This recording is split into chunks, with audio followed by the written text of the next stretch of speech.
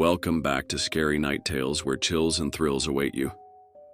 Tonight's story will take you to a quiet gas station in rural Pennsylvania.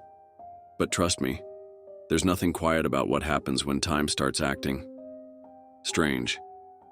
Customers repeating their moves, a mysterious employee, and a terrifying truth hidden in plain sight. What's really going on here? But before we dive into the mystery, make sure to like, subscribe, and comment your thoughts below, because this story will leave you questioning reality itself. I work at a gas station in rural Pennsylvania. It's a boring job, but it's pretty easy and it pays all right. A few weeks ago, this new guy started. I'll call him Jeremy. Jeremy's weird. He's about 25 or 26 and he hardly speaks, but he's got the creepiest laugh I have ever heard. My boss and I have both noticed this, but it's never been a problem, so there's not much we can do about it. Customers have never complained about him, and he's always done his job fairly well, up until a few weeks ago. Anyway, that's when things started going missing. Employee theft can be a problem at any business that sells consumer goods, and there's only one person working at a time at this gas station. It's a pretty small place. About 2 weeks ago, my boss started noticing that we were short on motor oil. At first, it was a few containers at a time, then entire shelves and boxes from the back room. Pretty soon, entire shipments would be gone the day after we got them, and it would always be right after Jeremy's shifts. My boss has checked the security camera tapes from every single night he worked, but he could never catch him in the act. Jeremy would lock up at closing, then the motor oil would be gone the next day. My boss usually takes the tapes home with him to try and catch Jeremy stealing, but his daughter had a softball game last night, so he asked me to watch the tape for him. He offered to pay me overtime under the table, so obviously I took that offer. There are 3 cameras, so he gave me 3 different tapes to check. I figured it would be a long night, but I'm trying to save up for vacation, so I really needed the money. I took the tapes home, popped them in an old VCR, and sat back. 2 days ago, the last time he worked, Jeremy started at 4 p.m. Everything seemed pretty normal at first. He counted up his drawer, switched off with the girl who was working before him, and waited for a customer. The first person who came in was Mrs. Templeton. The timestamp on the video read 4:03, a regular. She picked up her cigarettes and a newspaper and paid with a 20. Nothing unusual there. The next customer was some local guy named Ron. He drives a motorcycle, usually comes in every few days. He filled up his tank, got a bag of beef jerky, paid with his credit card, and then left. Next was some guy with a cowboy hat. I'd never seen him before, but we get plenty of strangers passing through, just like at any gas station. He got $40 worth of diesel fuel, paid with a $100 bill, and went on his way. I sat back and sighed. The only thing more boring than doing this job is watching someone else do it. My boss's offer was enough to keep me watching, though, so I left the tape on. Everything seemed pretty normal. I had a feeling that if Jeremy was stealing motor oil, he knew we were suspicious of him by now. I didn't expect him to be dumb enough to let us catch him on camera. Things stayed boring and routine until about 5 o'clock. At 5:03, Mrs. Templeton came back in. She must have forgotten something, but she didn't. She bought the same pack of cigarettes as before and the same newspaper. She paid with another 20. That's odd, I thought, but then again, she's a little absent-minded. I thought Jeremy should have told her she already got her smokes, but it's not against the rules to sell somebody the same thing twice. That's when Ron came in again. He bought another tank of gas for his motorcycle again. I later checked the outdoor camera because I thought maybe he had another car he wanted to fill up, and the same pack of beef jerky. He paid with his credit card again. No big deal, I figured this was just a weird coincidence. Mrs. Templeton is forgetful, and Ron probably owns more than one Harley. That's when the guy in the cowboy hat came back in. I felt a chill run down my spine. Don't get diesel. Don't get diesel. I found myself whispering to my empty living room. but he did. He got $40 worth of diesel fuel and paid with another $100 bill. Every move he made was identical to his first visit, right down to the way he scratched his nose before he walked out. Either this guy is rich, owns a lot of trucks, and just moved into town, or something really bizarre was happening. I kept watching. Every customer for the next hour was the same as before. Every single one. I was seriously freaked out, and then at 6:03, Mrs. Templeton walked back in. She bought her cigarettes and newspaper again and paid with a 20 again. I thought I was going to lose it. I only watched another half hour before I started fast-forwarding through the rest. It was all the same. Every customer would come in at the exact same times, exactly 1 hour apart. Now I know what you're thinking. That sneaky motherfucker Jeremy had messed with the tapes. He had run a loop of his first hour of business over and over.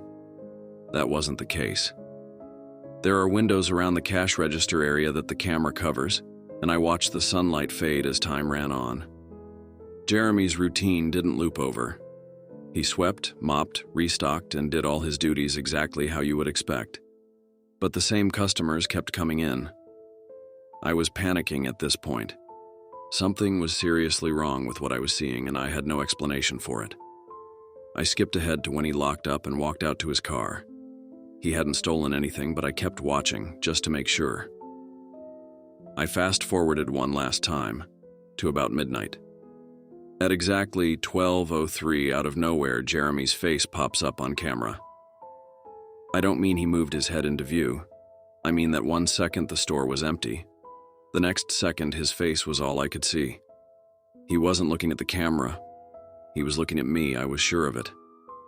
I screamed and fumbled for the remote. By the time I grabbed it, he was gone, just as soon as he had left. One frame he was there, the next he wasn't. My hands were shaking like crazy, but I popped in another tape. The other indoor camera shows the back area by the cash register, and I would be able to see how he got up to put his face in the camera like that. I skipped ahead to 12:03, but there was nothing. I would have been able to see him standing on a chair or something on this tape, but he wasn't there. I didn't see him enter the store at all after he left. It's like he wasn't really there. He doesn't know the security code, and no alarms were triggered that night after he locked up. What I did see, however, was that at 12:03, the motor oil vanished off the shelf. All of it. Same as Jeremy's face. 1 second it was there, and the next it wasn't. I turned that tape off and went to bed, but I didn't get a wink of sleep.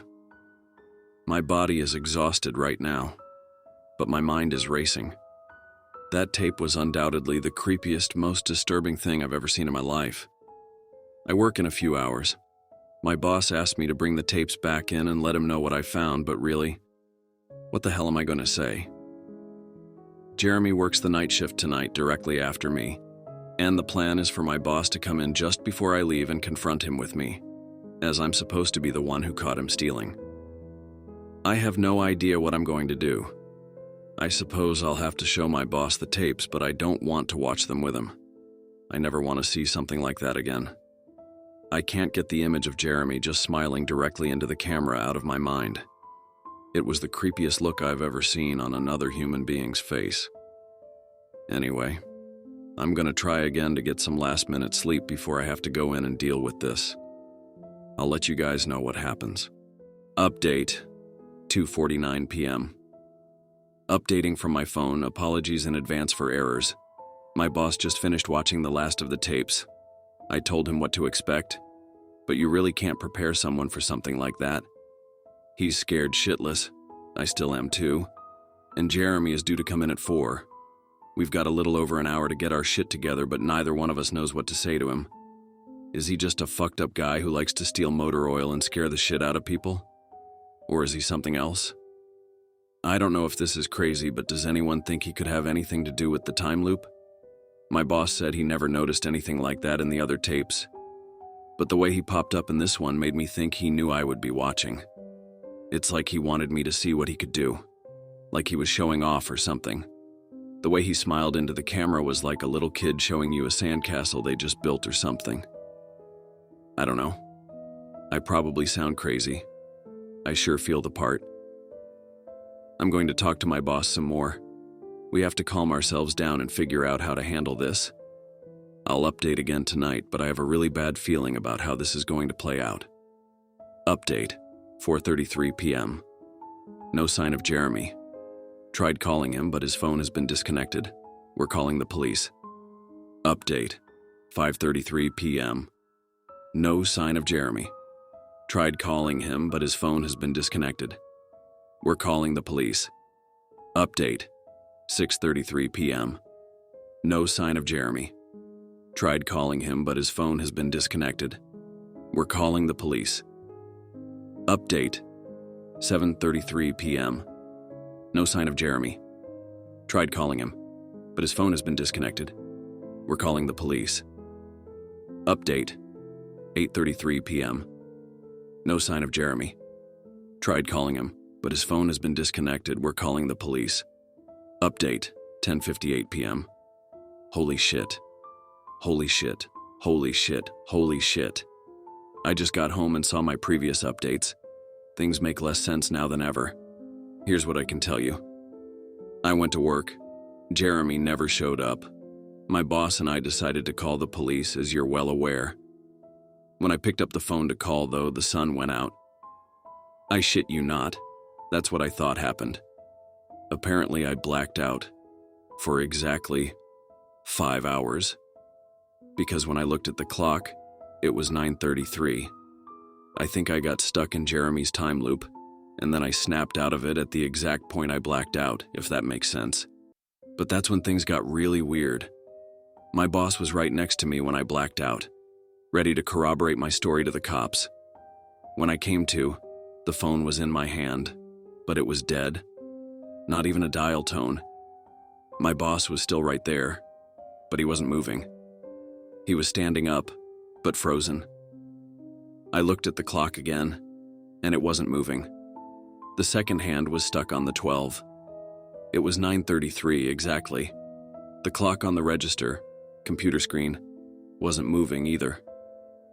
My phone was frozen. There was even a customer at the register, waiting for my boss to get him cigarettes.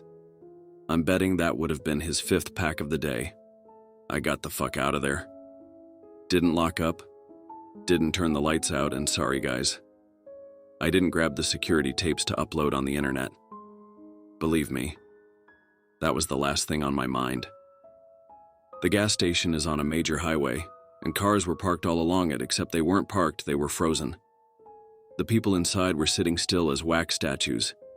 I got in my car and prayed that it would start. Thankfully, it did. About halfway home, time started up again. The static from the radio turned into music like it's supposed to be, and from what I could tell by listening to the host talk in between songs, no one noticed the time freeze, or whatever it was. I was the only one. Well, I'm sure Jeremy noticed as well. I still have no clue where he is or what he's doing. I'm hiding in my room and calling the police again in the morning. I don't know if I ever got through to them before, or if I did, whether they took me seriously. I'm scared for my life at this point. I'll update tomorrow, if I can. Final update, 10:33 a.m. I finally fell asleep last night around 4.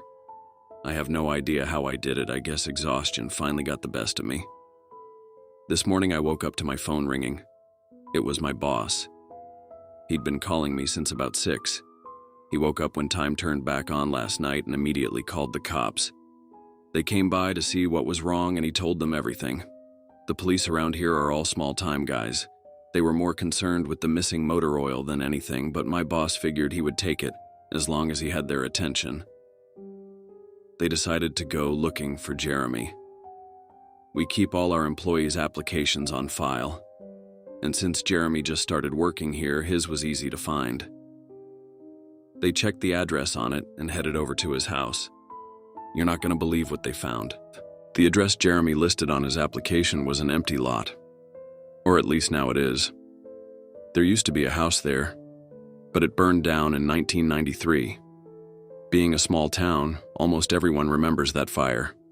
A family of 4 used to live there way back when. Rumor has it that they had an estranged son who they never really talked about, but I can't say for sure if that's true. What I can say is true is that after an insurance investigation, the fire was ruled an arson. The entire house was soaked in oil and torched with a Molotov cocktail. The entire family was sleeping when it happened. None of them survived. They never caught the guy who did it. Rumor has it that when they tried to contact the estranged son, no one could find him. Anyway, my boss called and told me this, and I freaked out. Then he asked me to come to the gas station. "What are you, crazy?" I said. But he assured me that the cops were there with him. Then he dropped a bomb. The FBI were also in town, and they were going to talk to me one way or another, so I might as well come in. It was about 7:15, and I wanted to go back to bed, but I figured I wouldn't be able to sleep much more anyway, so I went down. 4 men in suits greeted me and told me to have a seat. We went over everything 2 or 3 times until they got all the details down. I told them about Jeremy, the security tape, last night at work. Everything. Finally, after I finished, one of the agents said, "Oh Christ, we've got another one on our hands."